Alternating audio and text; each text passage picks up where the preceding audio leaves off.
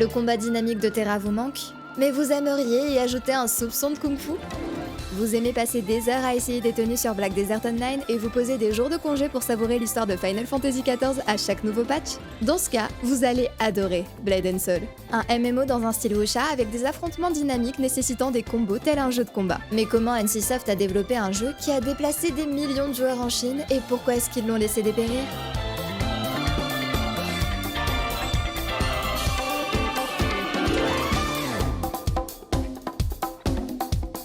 Pour le comprendre, il faut qu'on remonte au 31 juillet 2008 où doit se tenir le NC Media Day, un événement destiné à présenter les projets sur lesquels travaille NCSoft. Vous devriez commencer à bien connaître NCSoft puisque c'est l'éditeur de pas mal de MMO coréens et qu'on a parlé d'eux dans la vidéo sur Ion. Mais pour ceux qui découvrent la chaîne, déjà, bienvenue, on m'appelle Isédith, et je suis heureuse que vous ayez atterri ici. Et dans les faits, NCSoft c'est un gros développeur et éditeur de jeux vidéo en Corée. En 2008, ils avaient déjà sorti Guild Wars et Lineage, donc ils pesaient pas mal dans l'industrie. Donc quand ils annoncent un certain Project M qui sera révélé au cours du NC Media Day, les internautes sont intrigués. Ce jeu sera présenté aux côtés de 4 autres jeux en ligne, mais il s'agira du premier MMORPG d'arts martiaux créé par NCSoft et il sera dirigé par Youngtae Kim. Deux choses donc. Premièrement, quand on parle d'œuvres d'arts martiaux en Asie, on fait souvent référence au wuxia. Si vous ne savez pas ce que c'est, je vous invite à regarder la vidéo sur la fermeture de Swords of Legend Online puisque c'est un genre très codé et assez dur à expliquer. Si vous vous rendez sur le site de Blade and Soul, il y a d'ailleurs un article dédié au wuxia introduit par Essayer de jouer à Blade and Soul sans comprendre les wuxia, c'est un peu comme essayer de jouer à un FPS sans comprendre la culture militaire. C'est possible, mais vous passez probablement à côté de beaucoup de choses.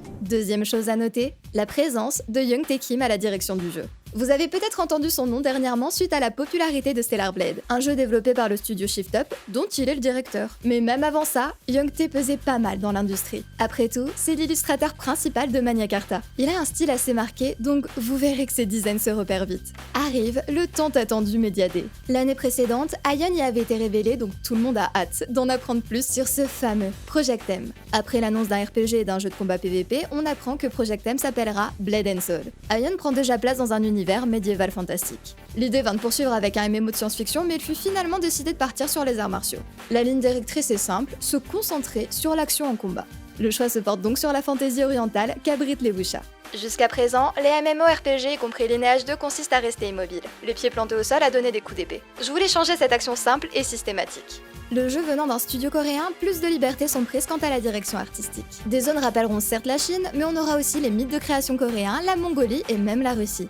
Mais un point fait plus jaser que le choix peu populaire d'un MMO wuxia. Celui du directeur artistique Youngtae Kim, réputé pour ses designs un peu trop sulfureux. Avant le Media Day, un site avec un décompte avait été mis en ligne présentant des concept art du jeu. Beaucoup avaient alors jugé les illustrations comme obscènes. C'est vrai que c'est obscène, et je veux pas vraiment le cacher. Pour être franc, les MMORPG sont encore majoritairement joués par des hommes. Je veux montrer l'image qu'ils désirent et je pense que je l'ai montrée. Certaines personnes pourraient m'insulter si je dis ça, mais si notre culture cache et dissimule généralement tout ce qui est sexuel, j'aime le montrer de manière flagrante. En fait, je consacre autant d'efforts aux personnages masculins qu'aux personnages féminins. Mais je pense pas que les gens s'en rendent compte. Comme je l'ai dit dans mes conférences, la caractéristique de mes dessins est la déformation, l'exagération de certaines parties. Je pense que parmi les beautés du corps humain, les courbes créées par la graisse sont particulièrement belles. Au moins, on peut pas nier que le petit Youngtae soit honnête. Au G-Star 2009, NCSoft a bien entendu un stand et y met en avant Blade and Soul. Ils mettent même en place une mini-salle de cinéma pour y projeter un film sur le jeu. Quelques mois plus tard, lors d'une conférence, on confirme que Blade and Soul évitera autant que possible de devenir un jeu de farm. Le but est de créer une quête principale assez solide pour divertir le joueur sans lui demander de passer des heures dans un champ à tuer des monstres pour gagner en niveau. Cette annonce vient des retours négatifs au sujet d'Ion, qui est considéré comme trop grindy à l'étranger. Si en Asie on a l'habitude des jeux de ce type, pour les occidentaux il s'agit d'une trop grande barrière à franchir.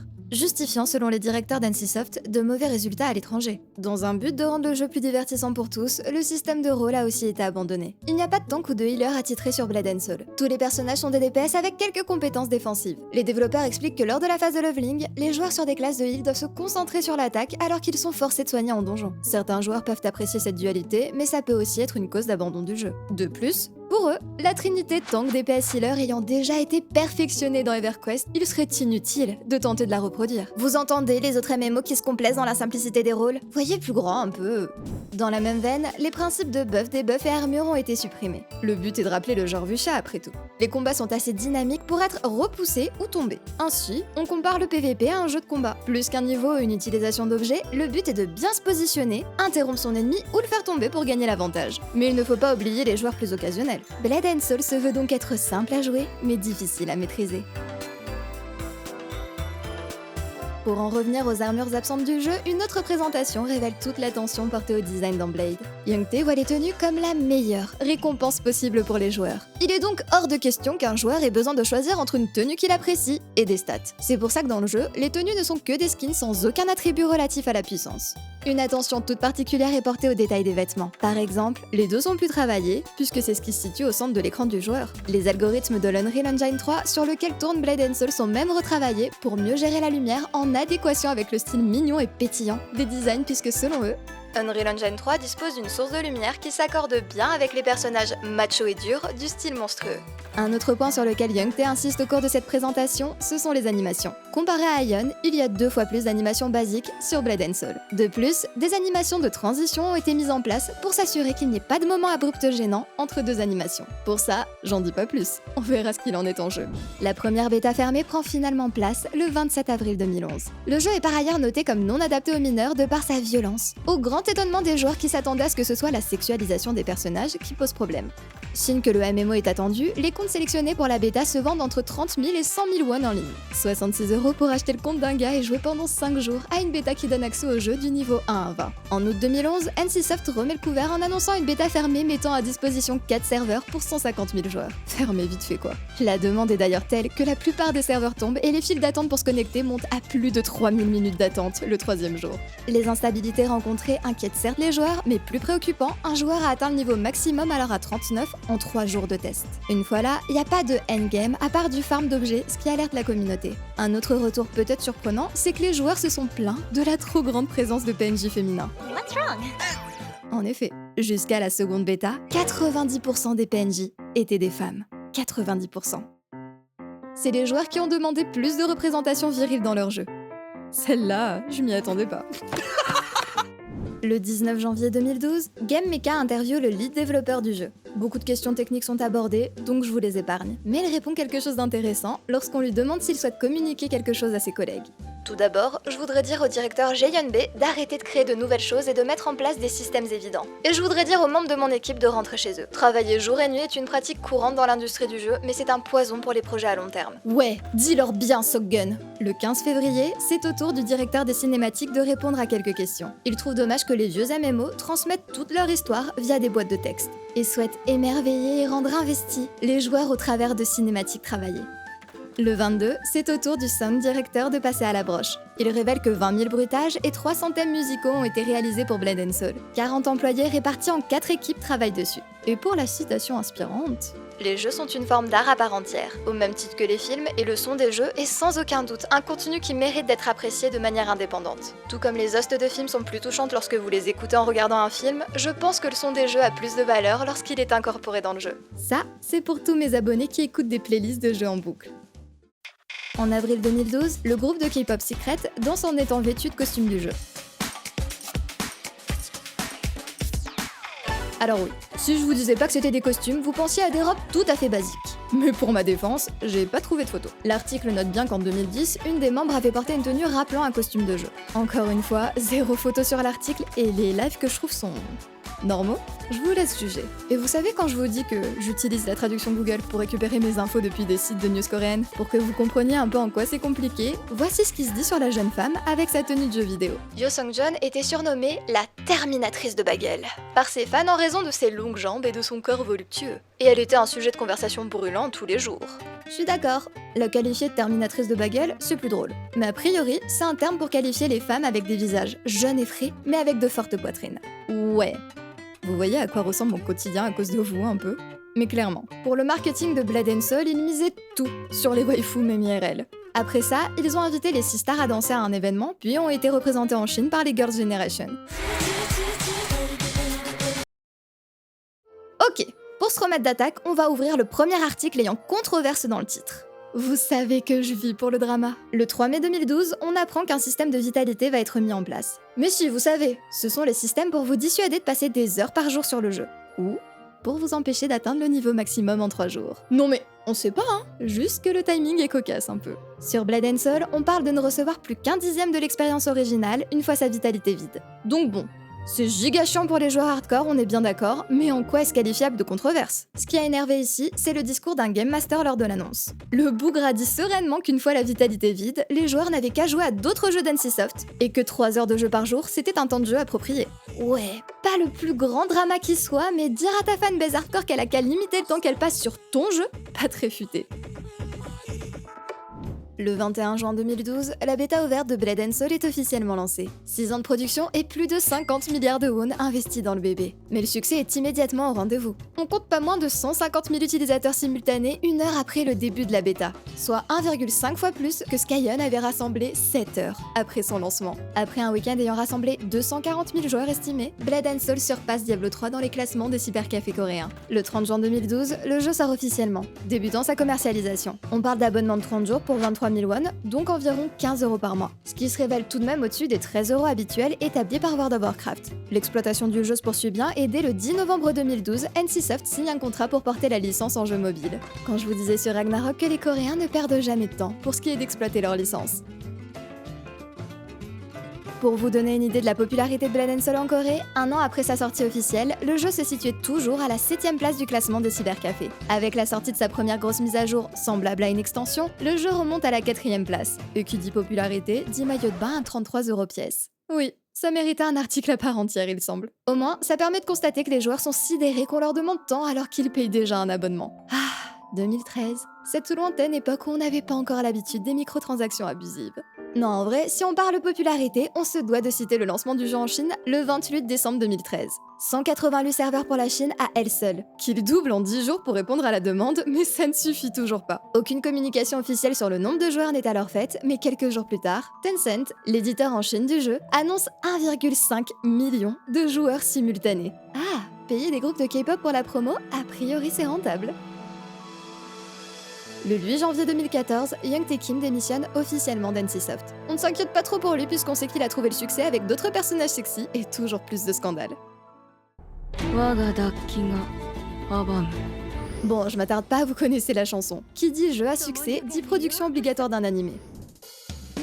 Bien plus intéressant, en avril 2014, on a la première compétition officielle diffusée en live de Blade and Soul. Ici, on aime quand on valorise les jeux vidéo au travers de l'e-sport. Ah et parenthèse e-sport, vous avez des compétitions où il y a un minimum d'équipes féminines? J'ai jamais réussi à m'investir dans l'e-sport, mais j'aimerais bien envoyer de la force. Merci! En 2014, on a donc le droit à la compétition Nene Chicken Cup Blade and Soul. Non, c'est pas une suite aléatoire de mots, c'est la traduction du nom de la compétition. J'ai parcouru une rediffusion, voir s'il y avait pas un sponsor Nene Chicken ou quelque chose comme ça et... Ok, c'est le 2e logo sur la table et c'est bien une marque de poulet frit. Ça va, ils ont pas totalement vrillé. Le gagnant du tournoi remporte 15 millions de won, soit de quoi s'acheter 300 maillots de bain. C'est acceptable. D'ailleurs, 2 ex-joueurs pro étaient mis en avant sur les affiches, et si on n'essaye pas de me vendre de la bromance, je sais pas quelle était la direction artistique alors. A priori, la compétition a bien plu, puisque quelques mois après, on a une nouvelle édition avec 300 millions de won de prix cette fois-ci. Et les tournois ont continué jusqu'à la dernière édition en 2019. Et c'est finalement le 20 mai 2015 que l'info officielle tombe. Blade and Soul va débuter en Europe. L'attente de 3 ans est alors justifiée par une localisation difficile suite aux éléments de Wuxia. On se souvient après tout de la difficulté à suivre le scénario sur Solo. Les journalistes demandent immédiatement si le jeu sera altéré, repensant à la censure des Élines de Terra. Oui, on avait rhabillé la classe des lolis en Occident. Les représentants d'NCSoft assurent alors vouloir rester aussi fidèles au matériel de base que possible. Mais les journalistes français sont très loin d'être convaincus. Déjà, selon eux, les Occidentaux ne peuvent pas être happés dans un univers aux codes aussi orientaux, sans parler du grand âge évident du titre. Oui, le grand âge, il a 3 ans. Après, les commentaires évoquent eux-mêmes une attente trop longue pour avoir une quelconque envie de s'y mettre. Surtout quand on évoque la présence de serveurs privés proposant déjà des patchs anglais depuis un moment, et les 3 arcs de retard qu'aura la version européenne sur la coréenne. On peut aussi s'inquiéter de la venue du jeu en tant que free-to-play alors que les Chinois rechignent déjà sur leur cash shop abusif. La version occidentale est officiellement mise en ligne le 19 janvier 2016 et immédiatement, des files d'attente apparaissent. On ne sait pas encore de quoi sera fait le futur, mais le jeu titille au moins la curiosité des joueurs. Oui bon, si nous on sait de quoi il sera fait. Les critiques l'ont allumé. En avril 2016, on a déjà le droit à un article qui commence par une longue liste de reproches à l'égard du jeu.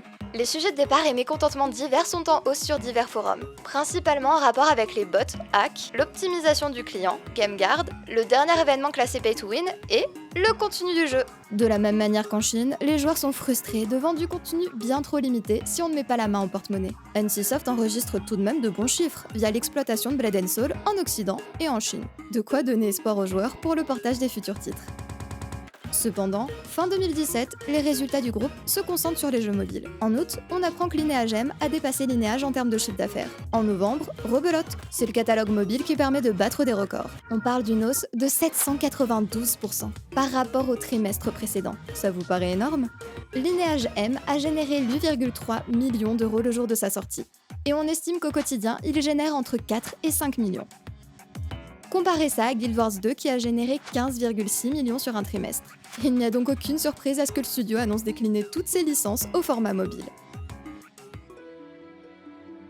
En 2018, NCSoft entend refondre graphiquement le jeu en le passant sur Unreal Engine 4. Des news s'enchaînent à ce sujet, mais il faudra attendre le 8 septembre 2021 pour que la mise à jour arrive enfin sur les serveurs européens.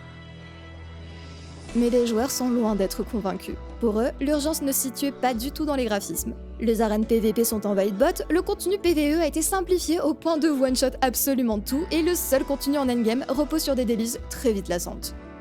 Le plus ironique dans l'histoire, les joueurs ne trouvent même pas de jeu plus beau en plus d'avoir introduit divers bugs. Et puis bon, comme c'est simple et à la mode, tenez une version classique de votre jeu, soyez heureux. Si jamais vous voulez explorer avec moi d'autres MMO obscurs encore en ligne, abonnez-vous et partagez la vidéo pour ne pas rater nos prochaines aventures.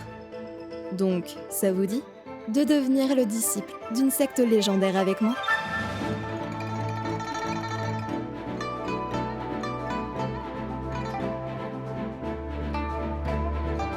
Vous l'aurez compris, Blade & Soul est une expérience centrée autour de son récit. On parlera de l'histoire vécue par le joueur au cours de notre partie, mais ne vous inquiétez pas pour le spoil. J'ai même pas fini l'acte 2 et il y en a actuellement 12 en tout. Comme expliqué en début de vidéo, le récit reprend les codes du wuxia. On parle donc d'une histoire centrée sur la loyauté, la moralité, la revanche et la rédemption. Heureusement pour nous, ici, on réemploie juste les codes. On ne ressort pas l'intégralité du vocabulaire comme c'était le cas dans Solo, ce qui rendait le tout impossible à suivre pour des non-initiés. Vous noterez donc que sauter à 10 mètres du sol et planer, c'est normal, mais on n'a pas le droit à l'épée des cool kids sur laquelle surfer pour fendre les nuages. Le site officiel du jeu nous offre tout de même un article racontant l'histoire du monde dans lequel on va évoluer. Cet article étant en anglais, des noms propres différeront peut-être de ceux dans la traduction française du jeu, mais c'est pour nous mettre dans l'ambiance.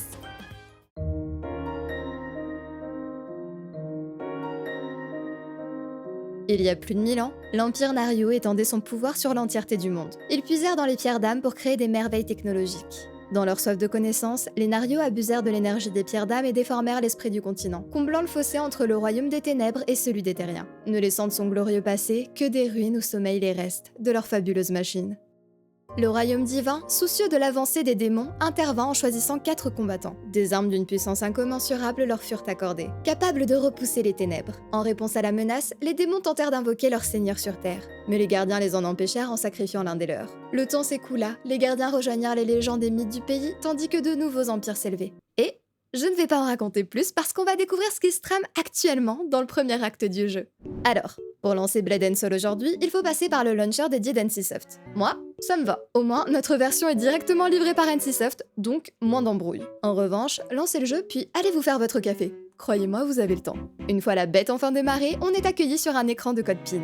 Oui, Blade fait partie de ces fabuleux jeux qui tentent de blinder la sécurité des comptes, ce qui, dans l'idée, est une bonne chose, hein. Mais dans les faits, si vous saisissez le mauvais PIN, le jeu se ferme. J'ai vérifié lors de ma seconde exécution pour écarter les possibles installations d'un premier lancement. Le jeu met 1 minute 20 avant d'autoriser la saisie du PIN. Ultra punitif si vous n'êtes pas réveillé et foirez votre code. Après, peut-être que vous vous demandez pourquoi le jeu me réclame un PIN alors que je l'exécute pour la première fois. Ah mais je vous l'ai déjà dit, Bébé Is Edit, elle avait rien de mieux à faire que lancer tous les free-to-play sur lesquels elle tombait. Sauf que, mon PIN de 2016, honnêtement, je m'en souviens absolument pas. Pas grave, il y a sûrement une option PIN oublié à côté de l'option mot de passe oublié, pas vrai? Raté. Faut faire une demande au support. Bon, peut-être que le support est super réactif et que si je fais ma demande maintenant... Vous pensez sérieusement que je me souviens du nom du serveur et de mon personnage que j'ai dû jouer 2 semaines en 2016? Oubliez tout, on part sur un nouveau compte, ça ira plus vite. Ok, voilà, nouveau PIN, on est bon. Save de text already existe? J'ai rien compris donc. Ok. Bon. C'est bien beau tout ça, mais je suis pas censée avoir le droit à une traduction française. Rien dans les options, donc plus qu'à fermer le jeu et aller voir dans le launcher, j'imagine. Ouais, effectivement, il faut sélectionner la langue avant de lancer le jeu. C'est pas que je commence à en avoir marre de ce splash screen, mais un peu tout de même. Ok. Au moins, j'ai le jeu en français. En partie. On va enfin pouvoir juger de la DA ayant repris le style de Young Tae Kim en créant un personnage. Mince, attendez, mon jeu a freeze? Ah non, j'ai rien dit, c'est la présentation normale, autant pour moi. Sur Blood and Soul, vous avez le choix entre 4 races. Les Jin, qui sont les plus ressemblants à des humains, les Gon, des descendants de dragons qui sont donc plus imposants, les Lin, parce que, forcément, il fallait une classe de loli, et les Yoon, qui sont obligatoirement des femmes. C'est pas moi qui discrimine, c'est le jeu qui le dit. Regardez. Elle préfère vivre en harmonie avec la nature plutôt que dans le monde civilisé, et apprécie l'art. On sait peu de choses sur cette race exclusivement féminine. Mais ça fait que j'ai plein de questions, moi. Du genre, comment elles font pour se reproduire? Elles sont immortelles? Ou bien, c'est comme les escargots au moment de la reproduction? Ou peut-être qu'elles kidnappent des hommes pour les vider, puis les abandonner dans le désert? Tant de questions. Si peu de réponses. Quelques classes sont spécifiques à une race, mais en tout, vous avez accès à 15 façons de jouer. Oui, ça commence à faire beaucoup. Surtout que, Shokogomet, pour ceux qui se rappellent qu'il n'y a pas de rôle de tank, DPS ou hit dans le jeu. On a bien la classe de musicien, qui est assez récente, et que sa description présente comme une classe de support, mais à part ça, vous serez un DPS plus ou moins tanky. Ah ouais, outre les pages de news que j'ai écumées avant l'écriture de ce script, comment est-ce que je sais que la classe des musiciens est récente? Très beau cadrage. Pour vous aider à choisir dans tous ces DPS, de courtes vidéos de présentation sont à votre disposition. Sauf que les plus récentes sont uniquement doublées en coréen et qu'il n'y a pas de sous-titres. Très pratique. Ah oui, parce qu'à l'origine, le jeu a été doublé en coréen, mais on a eu le droit à une version anglaise pour la sortie en Occident. Impossible par contre de sélectionner les voix coréennes depuis notre version. Il faudra donc faire avec l'anglais. Mais pour en revenir au design, il y a clairement des personnages qui m'envoient une vibe Mania Carta. Partons sur elle donc. Nouvelle Shokogomet pour ceux qui ont noté que le jeu avait été entièrement refait sur Unreal Engine 4. Pour les plus anciens joueurs, vous n'avez donc pas connu cette interface, mais plutôt celle-ci. À comparer les deux, franchement, je trouve l'ancienne plus claire. Déjà, il y avait des diagrammes pour indiquer le rôle dans le groupe et la façon de jouer la classe, mais aussi une indication sur la difficulté à la maîtriser. Maintenant, on a des freeze frames. Oui. Une des choses qui a pas mal changé avec l'upgrade graphique, c'est la qualité des modèles des personnages. Regardez-moi cette peau soyeuse. Pour créer notre avatar, on commence par choisir dans quel environnement on veut travailler. Puis on choisit une voix. Esprit de fille? Je suis déjà un fantôme ou bien je suis une loli? No one will stand against me. Ok. T'as quoi d'autre le jeu? You're already dead. You just don't know it yet. Voix loyale et virile, la voix d'un guerrier charismatique. You're already dead. On part à You just don't 100% know it là-dessus. yet. Autour des presets, il me faut quelque chose pour aller avec ma voix suave. Mais elle est déjà parfaite! Blood and Soul dispose de sliders en tout genre pour ajuster votre personnage comme vous l'entendez, d'une tripotée de coiffure et d'une bonne palette de couleurs. Et oui, il y a un slider pour le buste qui ne connaît pas la définition de petite poitrine. Et oui, il y a de la gigole physique. Mais vous ne saisissez pas encore à quel point ils ont abusé de la gelée, vous verrez. Bon, mon personnage Donessan est quasi déjà parfait, donc va pour la sélection du serveur. Et bon, moi, on n'hésitera pas à écouter. Le jeu semble proposer un système de sésame qui vous propulse au niveau 50. Mais moi, je suis une jeune pousse, donc j'y ai pas le droit. Et de toute manière, si on me grillait les 50 premiers niveaux, je serais perdue. Donc va pour le niveau 1. Forcément, qui dit compte perdu dit pseudo déjà utilisé. La bonne nouvelle, c'est qu'on peut faire des noms composés sur ce jeu. Je commençais d'ailleurs à faire joujou avec un générateur de noms et pour une raison ou une autre, j'ai pensé à Terra. Voici donc ma petite Jin. Blade Master de niveau 1. Faudra dire au dev d'arrêter avec l'huile pour le corps à un moment tout de même. Et nous voici plongés dans les cinématiques de Blood and Soul.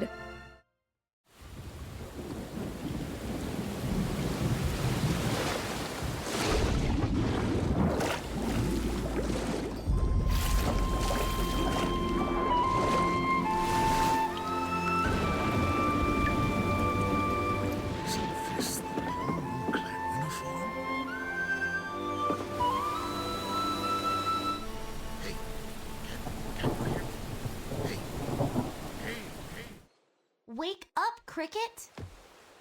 Lazy bum, it's way past sunrise. You need to get up! Get up! What am I? Your mother? Ugh. Cricket, you're still in bed? That's not like you. Hurry and get dressed. Master Hong has called a meeting. Alors oui, je vous l'ai déjà dit, mais je pense que le jeu avait été intégralement traduit pour la sortie en Europe, puis qu'au fur et à mesure du déclin de la base de joueurs, ils se sont contentés de mettre les textes anglais. Mon hypothèse, c'est que les textes des cinématiques étaient bien tous traduits jusqu'à la mise à jour graphique, ou par flemme, ils ont préféré simplement reprendre les textes anglais. Mais pas grave, ma nouvelle meilleure amie brise immédiatement le 4e mur pour m'apprendre à marcher et récupérer mon uniforme. C'est le genre de jeu qui part du principe que tous les Français sont forcément en AZERTY. Donc, laissez-moi remapper... Ok, menu simple et pratique, ça va. Mais comme c'est beaucoup trop souvent le cas sur les vieux jeux, impossible de mapper un raccourci sur une touche de souris. Votre aventure sur Blood and Soul commence sur une île alors que vous êtes le jeune disciple prometteur d'un clan prestigieux. Wuxia jusqu'au bout, on a dit. Les graphismes sont certes datés, on ne va pas le nier en voyant certaines textures, mais le jeu reste plaisant et j'aime bien l'ambiance de ces îles flottant au loin. Un des autres disciples me demande d'aller chercher un certain Lusung et c'est là qu'on m'apprend à sprinter. Comme je vous l'avais dit, on ne surfe pas sur des épées dans Blade. Me fondre les airs en disant à la gravité qu'on l'emmerde, c'est un jeu d'enfant. Et est-ce qu'on peut s'accorder sur le fait que cette minimap rappelle énormément Terra? Je commence à croire que mon choix de nom était un signe du destin. The clouds are rolling in. Lusung! Brother Lusung! Oh, a little cricket is up early today. Lusung, c'est Lusbando giga cliché jusque dans les métaphores d'oiseaux. The bird that greets the rising sun is the first to eat its fill.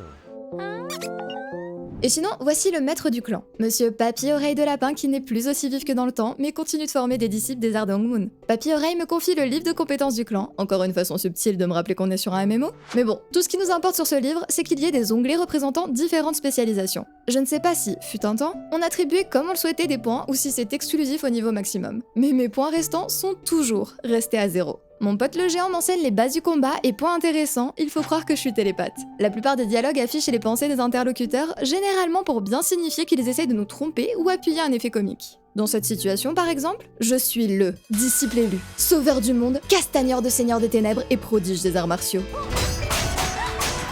Donc Youngmook il le cache bien, mais il a quand même un peu la rage que je maîtrise en un tuto toutes les compétences ancestrales qu'il a mis des années à assimiler. Eh oui mon petit Yoon, c'est ça la vraie puissance du personnage principal.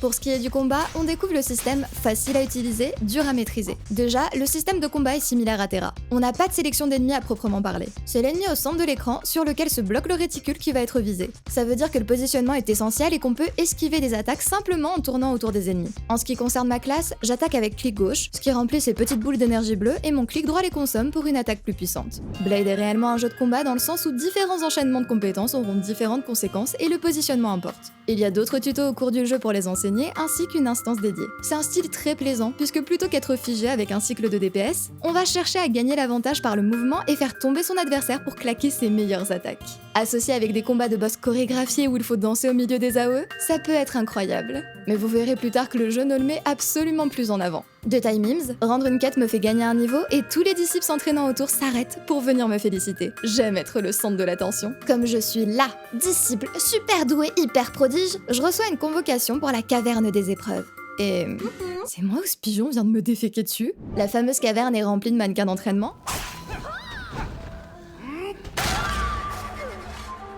Ce gars vient de me briser la nuque? Sur Blade, on ne meurt pas quand nos points de vie tombent à 0. Non, on est juste en PLS à se traîner au sol jusqu'à ce qu'on médite pour respirer un bon coup et repartir comme si de rien n'était. C'est la solution qu'ils ont mise en place pour se passer de healer. Comme ça, si vous attaquez un donjon en groupe, en cas de décès, vous pouvez rapidement reprendre part au combat. Un peu bizarre comme principe, mais pourquoi pas. Le guerrier masqué qui a décidé de faire craquer mes cervicales n'est autre que Lusung. I was only testing you. Was only testing you, mon cul, ouais. On va pas bien s'entendre, toi et moi. Vous voyez ces cercles colorés à l'intersection de certaines zones? C'est la méthode utilisée pour instancier et charger les différentes maps. L'univers de Blood and Soul ne se parcourt pas sans chargement. Ils sont juste masqués par des couloirs ou par ces cercles. Ce qui veut dire qu'à chaque fois que vous en franchirez un, vos FPS vous diront bye bye. Pendant que Lusung me faisait une séance d'ostéo gratuite, le clan s'est fait attaquer. Sûrement le moment où, en tant que prodige élu des cieux, je sauve tout le monde. It's yourself you should worry about. I'll kill you!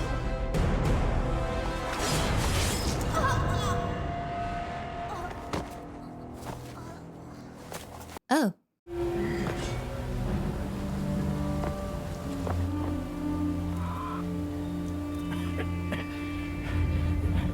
Lusung, you betrayed us. Je le savais qu'il fallait le détester, monsieur chevelure soyeuse. Je le savais.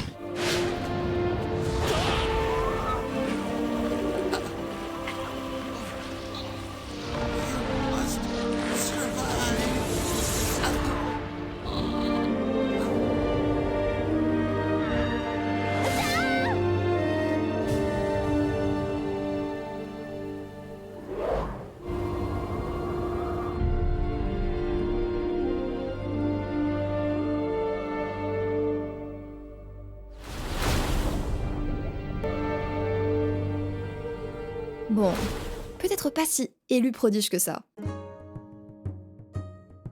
Wake up. Can you hear me? Hey, wake up.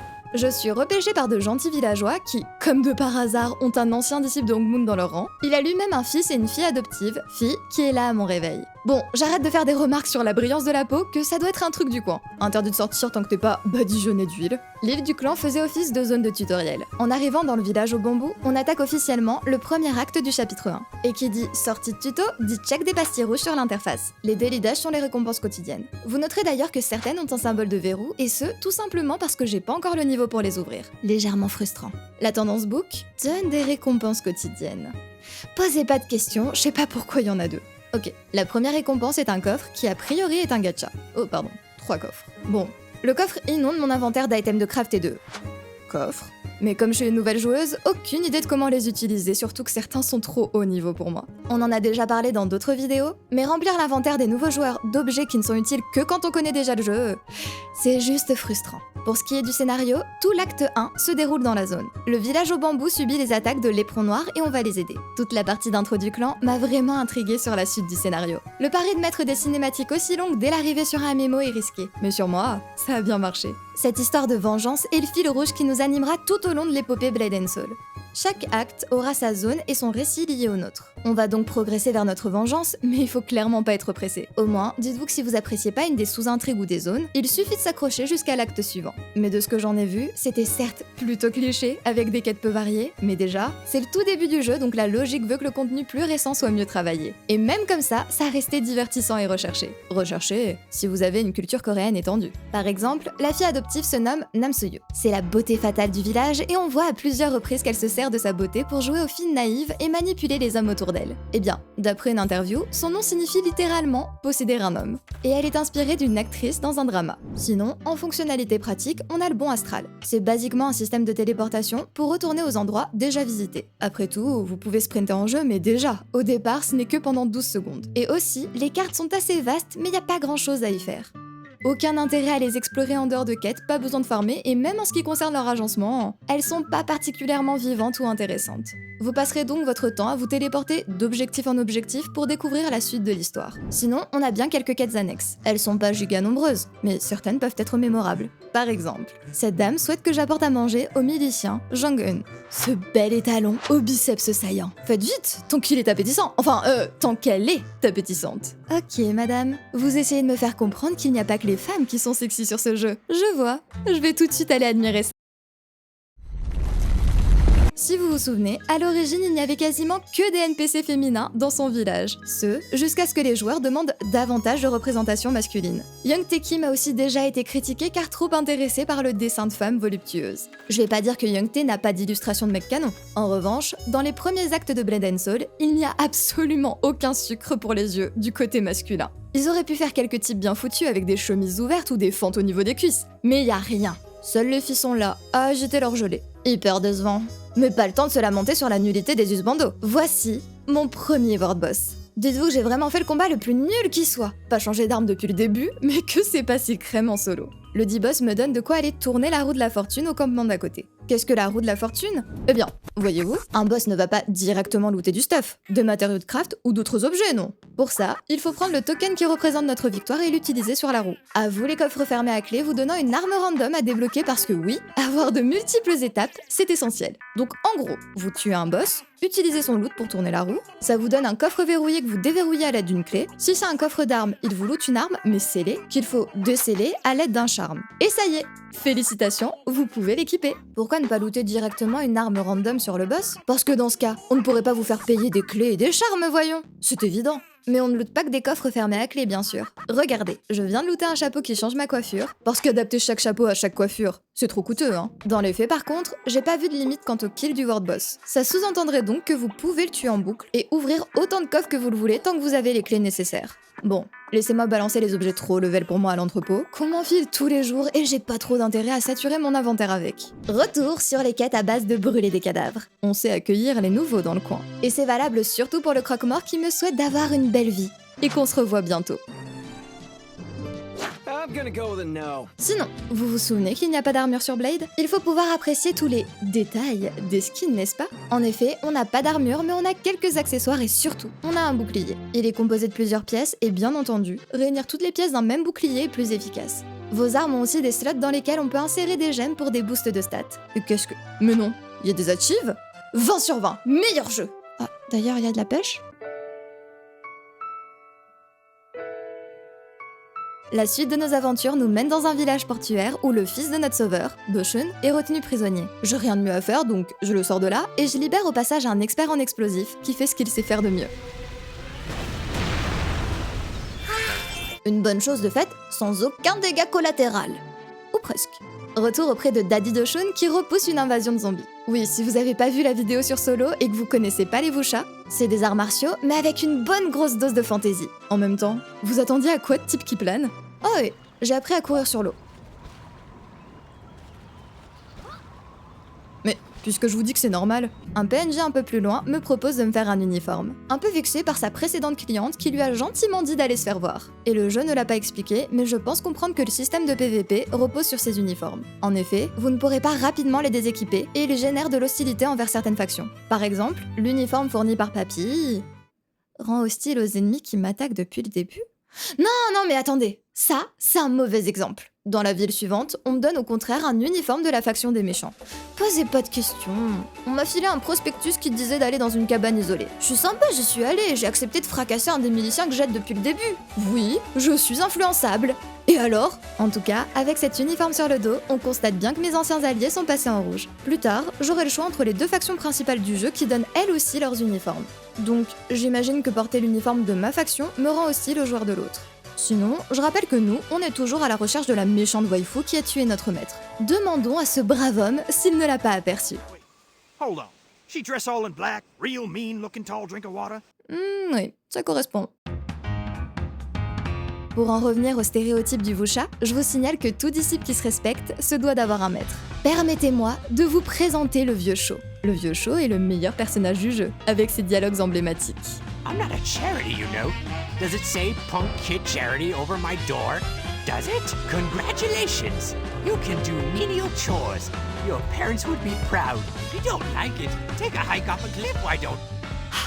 Je l'aime si fort. Papy Sho est là pour nous aider à débloquer notre flux de chi. Et oui, car la méchante waifu nous a jeté son sort de rose noire qui nous a dérangé les entrailles. En vrai, ça va. Nous, on est le personnage principal, mais normalement, ce sort, c'est la mort assurée. Papy Sho m'enseigne régulièrement des techniques pour améliorer mes compétences de déplacement. Mais pour être prête à affronter la waifu, il faut que je retrouve les lumettes. Grâce à leur super pouvoir, j'ai enfin l'énergie nécessaire pour utiliser les flux du dragon. Des points reliés entre eux sur la carte par des mini-cinématiques quoi. Mais pour qu'on soit bien sûr que je suis l'élu, parce que survivre à un sort qui tue tout le monde ça suffit pas a priori, je dois passer une épreuve.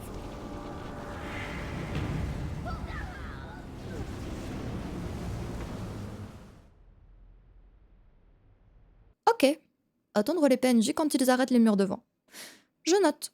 C'est à l'issue de cette épreuve qu'on me demande de choisir une faction. Mais rappelez-vous, comme le dit le sage Papy Sho, il n'y en a pas une gentille et une méchante. Leurs points de vue sont juste différents. Le choix se porte entre la Légion Écarlate et l'Ordre Céruléen. Le jeu m'indique que les deux populations sont égales et j'ai pas vraiment de raison de choisir l'une ou l'autre. Tout ce que je sais, c'est que le semi-Isbando est dans l'Ordre Céruléen et que j'ai pu prévu leur tenue dans le village. Je vous recommande de faire votre choix en fonction du skin. C'est important. Mais de toute manière, rappelez-vous, il n'y a pas de gentil ou de méchant. Juste des points de vue différents.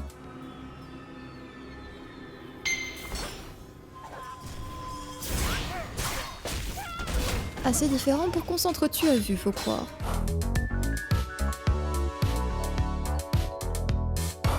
C'est maintenant que Papy Sho m'apprend l'existence de spécialisations. Spécialisations qui n'ont pas de description et qu'on ne peut pas comparer à moins d'en changer. Franchement, j'ai pas encore eu de combat assez compliqué pour utiliser toutes mes compétences et donc comprendre une réelle différence entre les deux onglets. C'est au tour de Nam Seo-yu d'être kidnappée et de nous prouver encore une fois à quel point elle est adorable. Hey! Help! Help me, please! This brute, he tried to... Thank you. Please, whatever you think you saw, you can't tell Papa Dochin.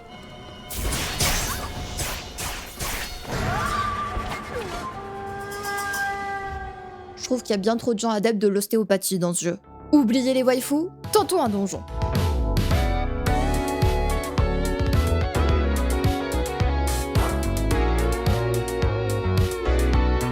Avant chaque entrée de donjon, le jeu vous propose d'ouvrir le Party Finder pour trouver une équipe. Ok. On clique et on est listé. C'est bien. Faites voir s'il y a d'autres formations de groupe en attente.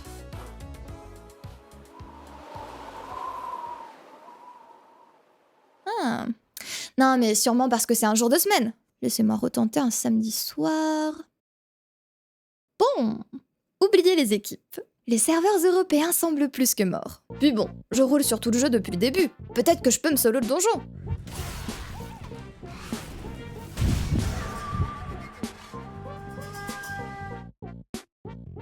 Sinon, Nam Soyu, elle est bien rentrée au moins? What makes you think I'd marry a dirty geezer like you? What? You ungrateful wench? I partnered with a bunch of marauding pirates just for you. Oh, you poor baby. Stay away from me. Wait.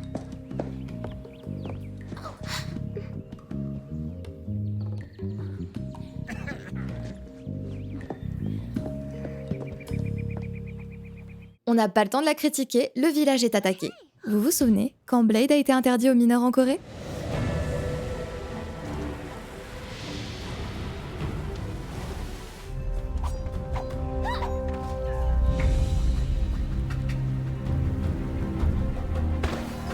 My baby! Please, save my baby! Help!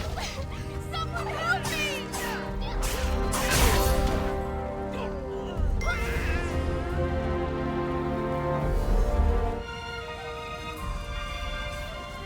There is no time. Save her at any cost. A letter from Namsuyu? Thank you, Jian. Bon, à part le doubleur de Do-shun qui avait pas le contexte de Céline, faut croire. En vrai, c'est rare les jeux qui osent montrer des enfants blessés, avouez-le. J'ai compris. Voir des gens au feu et des gamins avec des hématomes sur le visage, ça vous fait rien. Dans ce cas, est-ce qu'on peut parler de la suite de quête d'Ajun? Ajun, c'est un autre des disciples Hongmoon ayant survécu. Il envoie régulièrement des lettres pour nous apprendre à maîtriser nos combos. C'est un jeune homme plein d'entrain qui n'hésite pas à mettre des revers à notre personnage. Please, you should definitely make some more friends, Cricket. Mais plus on avance dans ses entraînements, plus on perçoit la fatigue sur ses traits. Au 5e entraînement, on comprend clairement que quelque chose de grave lui arrive. Lors du 6e entraînement, il propose de tester une technique contre lui alors qu'il peine à se tenir droit. Deux bandits attaquent à ce moment, nous forçant à nous frayer un chemin vers la sortie. I overexerted myself in that fight. I'm so tired. Live well, my friend. It was an honor, Cricket.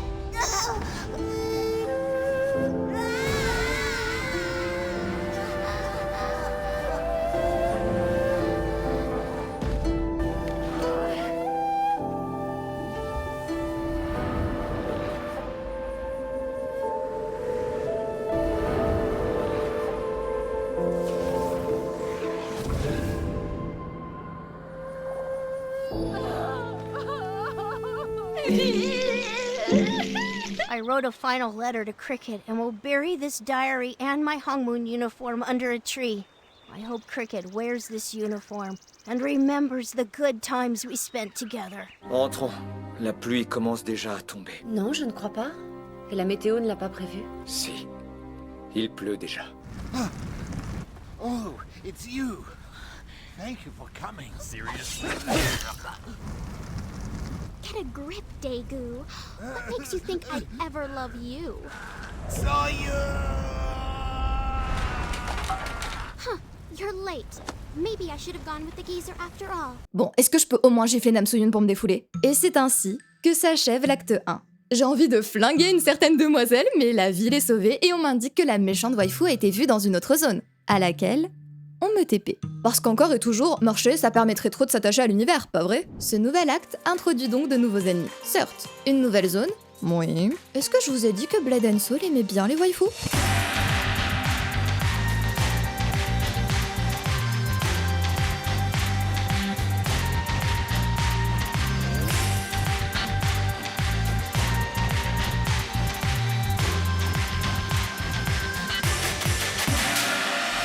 En une heure, il y a un véritable enchaînement de personnages féminins. Ah mais, je vous ai pas encore montré la butte de la physique dédiée à la poitrine, si? La physique est tellement réglée sur l'option gelée que même les personnages à petite poitrine brillent. Mais vous précipitez pas trop, messieurs, Soa est du genre mordante. La zone du désert introduit quelques concepts nouveaux. Déjà, on a une zone d'affrontement de factions dédiée où des PNJ rôdent et où il faut accomplir des quêtes journalières pour gravir les échelons. Mais n'oubliez pas d'équiper votre magnifique uniforme, sans quoi votre propre faction vous ouvrira en deux. Les types ont la mémoire légèrement courte. Alors qu'on y retrouve pourtant notre étalon préféré. Les quêtes de Papichot tentent aussi d'innover en introduisant du parcours. Bon, j'aurais pas autant envie de casser mon écran si les collisions étaient pas aussi buggées. Mais je laisse glisser parce que... Papichot quoi. Cette nouvelle zone a aussi un nouveau village à sauver, mais il se trouve que Lu Sung a grandi ici. Et qu'il devait jouer dans Star Wars, faut croire. C'est aussi dans le désert que j'ai affronté mon premier boss avec d'autres joueurs. Le seul combat réellement satisfaisant que j'ai eu, puisque même si l'affrontement était simple, j'ai pu interrompre les attaques ennemies, le déstabiliser et même réaliser des combos avec les autres joueurs. Oui, il y a des combos qui peuvent être déclenchés si vous jouez avec d'autres personnes. Vous seriez au courant si vous aviez suivi les cours d'Ajun. Ajun.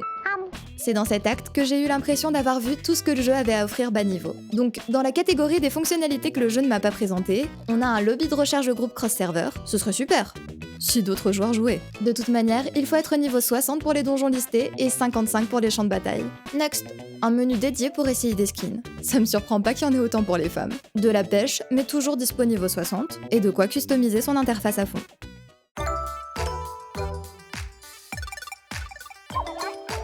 En lisant les avis des anciens joueurs, on s'imaginait clairement un jeu pay to win. Laissez-moi ouvrir le shop. Déjà, on a un menu dédié pour les offres du jour qui mettent une éternité à charger. 2 items de craft, un coffre qui contient de l'or, mais gacha style, sinon où est le fun? De quoi booster son gain d'XP. Pour acheter la monnaie du shop, le jeu me demande de confirmer que je suis majeur. Vérification niveau site porno. Parfait. 500 N-coins pour 5$, 25 000 pour 250. Au moins, c'est des nombres ronds qui ne poussent pas à acheter de gros packs. Moi, je trouve ça honnête. Bon, le shop de base.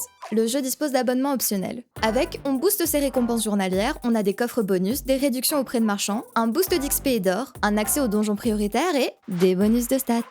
Ça ne s'applique pas aux matchs d'arène, mais si le PVP sauvage existe, a priori c'est actif, et c'est aussi présent pour tout le contenu PVE. Faites voir l'onglet essentiel. Un pack de skins pour Lynn. Attendez, les Lynn, c'est pas les lolis?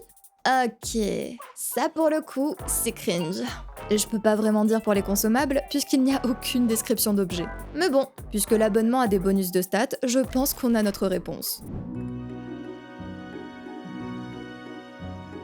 Dans l'ensemble, pexer sur Blade & Soul a été une expérience sympa. En tant qu'ancienne grosse joueuse de Terra, j'ai apprécié retrouver un système de combat dynamique, qui me faisait vivre intensément quelques combats de boss. Mais c'est là le souci. Comme tout MMO vieillissant, Blade veut vous rusher jusqu'au niveau maximum. Ces affrontements qui nécessitaient autrefois de la rigueur peuvent tous être passés en utilisant uniquement son clic gauche et droit aujourd'hui. Il n'y a que sur le donjon que j'ai tenté de passer solo que ça a bloqué, alors que j'ai jamais cherché à améliorer mon stuff. C'est un autre point gâché ça d'ailleurs. Le jeu passe son temps à me vomir des matériaux de craft, mais on ne m'a jamais présenté un seul système et de toute manière, je tuais bien trop simplement les mobs déjà. Je vois aussi totalement l'intérêt pour des joueurs appréciant FF14. Blade & Soul se concentre sur son épopée principale. Donc oui, vous aurez beaucoup de quêtes n'amenant pas grand chose et de va-et-vient dans des grottes qui se ressemblent toutes, mais on a quand même 12 actes d'histoire avec une intrigue de base prenante et des personnages qui ont l'air cool. En mai dernier, mon site de news coréen a publié son classement habituel des jeux dans les cybercafés. Eh bien, ça peut paraître fou, mais Blade est toujours dans le tableau. Comme il est un peu à l'abandon, ils reviennent même sur ces dernières années. Blade & Soul est une œuvre qui a marqué la scène MMORPG coréenne. Bien qu'il ait changé vers la fin, il représentait les tutoriels, personnages, actions et combats les plus impressionnants de l'histoire des jeux coréens. Lors de sa sortie en 2012, il a surpassé FIFA Online 2, Ion et League of Legends et a monopolisé la première place du classement pendant plus de 3 mois. Ensuite, Blade a progressivement perdu de sa puissance. En 2017, la 5e année après sa sortie, il a été repoussé à la 10e place. Et à l'automne 2019, il est descendu dans les 20 pour la première fois. Mais cette semaine, il a atteint la 39e place. Sa gloire passée s'est quelque peu estompée. Dans la communauté officielle qui englobe tous les utilisateurs du serveur, seule une dizaine de messages sont postés par jour. Et beaucoup d'entre eux critiquent un contenu répétitif et ennuyeux ou expriment le regret que des membres quittent les clans. Ce n'est là qu'une hypothèse, mais pour moi, la raison de la chute du jeu vient de la rentabilité de l'industrie mobile. NCSoft demeure une entreprise, cherchant à augmenter en permanence son chiffre d'affaires. Est-ce donc surprenant de les voir délaisser leur MMOPC après le succès financier de leur jeu mobile? Blade & Soul 2 s'est révélé être un jeu AFK et a déçu les fans qui espéraient une renaissance de la licence. La version classique est actuellement en bêta ouverte en Corée. Il ne reste plus qu'à espérer qu'NCSoft y investisse suffisamment de ressources pour qu'elle ne déçoive pas et relance l'intérêt des joueurs.